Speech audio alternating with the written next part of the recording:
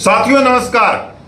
साथियों 32 लाख पूर्व सैनिकों के लिए एक बड़ी खबर के साथ में खुशखबरी आ रही है और एक ऐसी खुशखबरी जिसको सुनने के लिए 32 लाख पूर्व सैनिकों ने सालों का इंतजार किया है, तो दूसरी तरफ 32 लाख पूर्व सैनिकों ने सालों से संघर्ष किया है इस खबर को सुनने के लिए। अनगिनत आंदोलन करे हैं, धरना प्रदर्शन करे हैं, रेल रोकी है, भूख हड़ताल करी है, तो सरकार तक अपनी जायज मांग भी पहुंचाई है।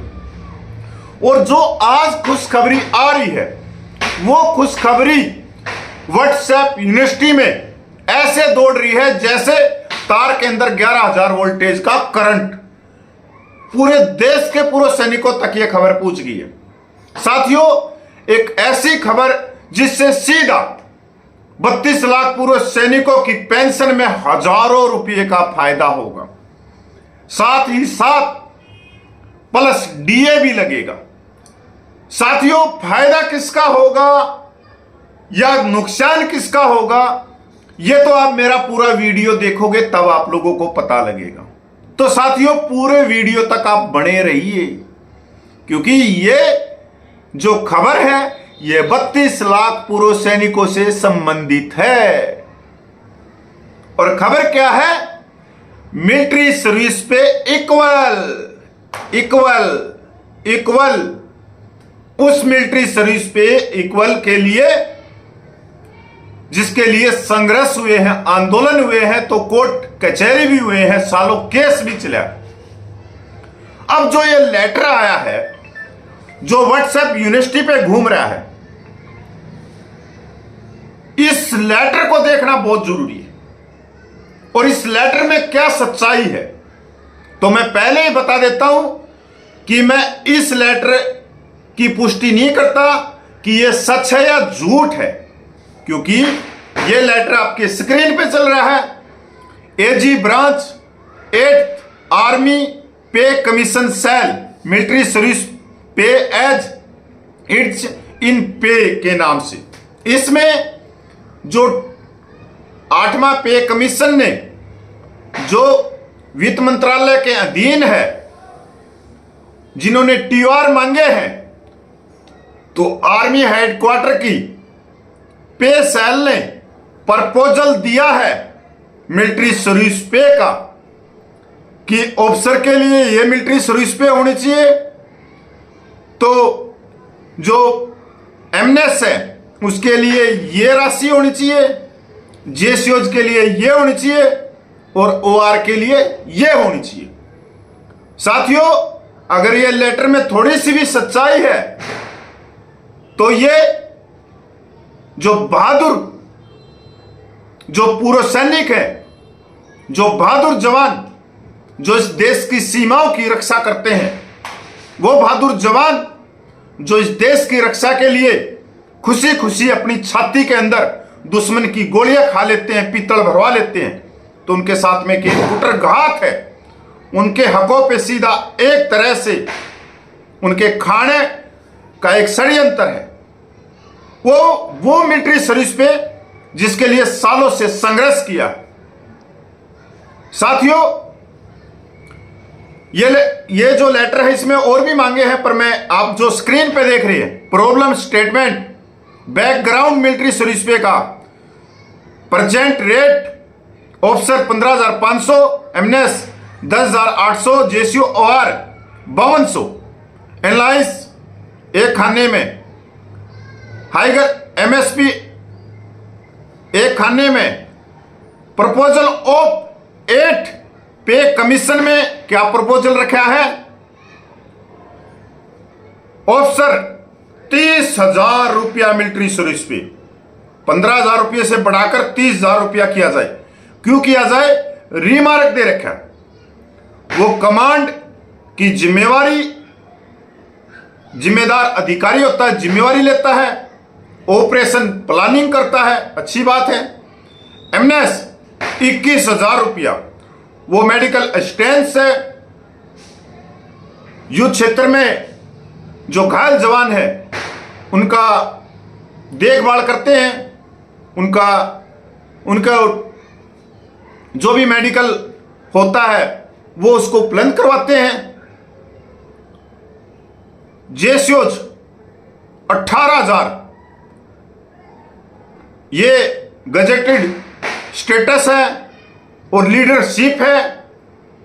OR 12,000 baseline operation risk. वाह भाई वाह, क्या बात है।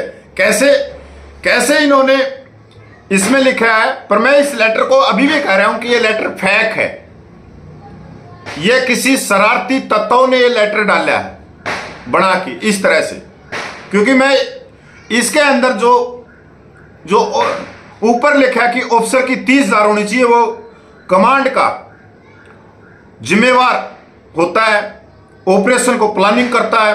अब भाई करता है, अधिकारी है। एमएनएस मेडिकल असिस्टेंट्स है। यहां पे एक बात समझ में नहीं आती, जो मेल नर्स हैं उनके लिए 21,000 रुपया क्यों नहीं? काम तो वो भी सेम ही करते हैं, वो भी युद्ध क्षेत्र में जवानों की देखभाल करते हैं, मल्लम पट्टी करते हैं, तो उनको 21,000 क्यों? काम तो सेम है।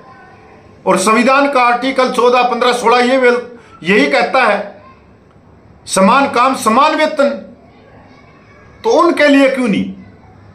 अब जेसीओज को 18,000 गजेटेड ऑफिसर है, लीडरशिप करता है वो, और जवान 12,000।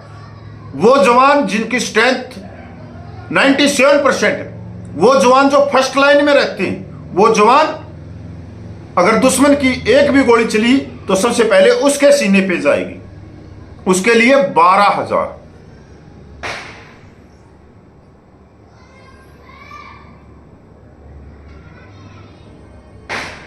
साथियों, अगर इस लेटर में 1% भी सच्चाई है, मैं मानता नहीं हूं ये लेटर सच है, ये बिल्कुल झूठ है, फेक है, सोशल मीडिया में फैलाया गया, मैं भी कह रहा हूं, पर 1% भी इसमें सच्चाई है, ये तो कुटरघात है 32 लाख पूर्व सैनिकों के लिए, और जो देश की रक्षा कर रहे हैं जवान, जो बॉर्डर पे दिन रात एक कर रहे हैं इस देश की रक्षा करने के लिए, उनके साथ में। मैं तो यह कहना चाहता हूं, जो हमारे सीनियर अधिकारी हैं, जो हमारे बड़े बुजुर्ग हैं, कि आपका इतना छोटा दिल हो गया, आपका इतना छोटा दिल हो गया कि अपने लिए 30,000 और जवानों के लिए 12,000 रुपये। आपका दिल इतना बड़ा होना चाहिए, क्योंकि यह पैसा आपकी जेब से नहीं जा रहा, यह पैसा जा रहा है 140 करोड़ भारतीय नागरिकों की जेब से। तो आपको क्या दिक्कत है?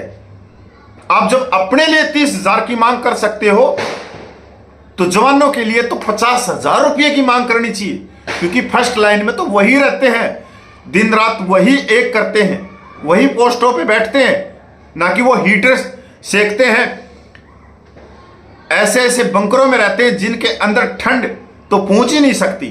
अरे वो जवान है, बर्फीली हवाओं में खड़े रहते हैं, बर्फ के थपेड़े खाते हैं वो जवान, इस चेहरे की खाल उतर उतर के गिरने लग जाती है। साथियों, ये लेटर अभी जिसको हम कहते हैं व्हाट्सएप यूनिवर्सिटी पे चल रहा है, तो मेरा यह मानना है कि यह लेटर बिल्कुल झूठ है, और अगर 1% भी सच्चाई है तो मैं अपने पूरे देश की जो पूर्व सैनिकों की कमेटियां हैं, जो पूर्व जवान जेसीओ की कमेटियां हैं, अब उनके पास में एक मौका है एक प्लेटफॉर्म पे आने के लिए और अपनी मांगों को सरकार तक पहुंचाने के लिए। क्योंकि मैंने 2 दिन पहले भी लाइव में आके बोला था कि मिलिट्री सर्विस पे डिसेबिलिटी पेंशन और प्रीमेच्योर को ओआरओपी के लिए अगर 8वें वेतन आयोग में आपकी ये मांगे पूरी नहीं हुई तो फिर कभी मांगे पूरी भी नहीं होंगी, फिर 10 साल आप पीछे जाओगे। साथियों, अपनी मैं की लड़ाई छोड़ के कि मैं फलानी कमेटी का प्रधान हूं, मैं फलानी कमेटी का लंबरदार हूं, मैं फलानी कमेटी का चौधरी हूं, इन चीजों को छोड़ दो। आप लंबरदार, आप चौधरी, आप नेता तब बनोगे तब आप जवानों के जायज हकों को दिल्ली में जाके उठाओगे। अगर आज भी आप इस मैं की लड़ाई में रहे तो हमारे पास में कुछ नहीं रहेंगे। और मैंने पहले दिन से कह रहा हूं, जब 8वां वेतन आयोग आएगा और इस तरह की बड़ी से बड़ी विसंगतियां होंगी, तो जो जितनी कमेटियां बनी हुई हैं पूरे देश में जवान जेसू की, ये ऑटोमेटिक अपने आप नीचे होती चली जाएंगी। क्योंकि जवानों का तुम्हारी कमेटियों से विश्वास उठ जाएगा कि तुम सिर्फ जवानों से सदस्य के नाम से पैसे लेते हो, चंदे के नाम से पैसे लेते हो और हर महीने चाय पकोड़े खिला के अपनी जेब को भर लेते हो, पर तुम उन जवानों की जायज मांगों को भारत सरकार तक नहीं पहुंचाते। तो साथियों, वहां तक ये आवाज पूछनी चाहिए। नमस्कार, जय हिंद। मैं पूर्व सैनिक कपिल खोजी।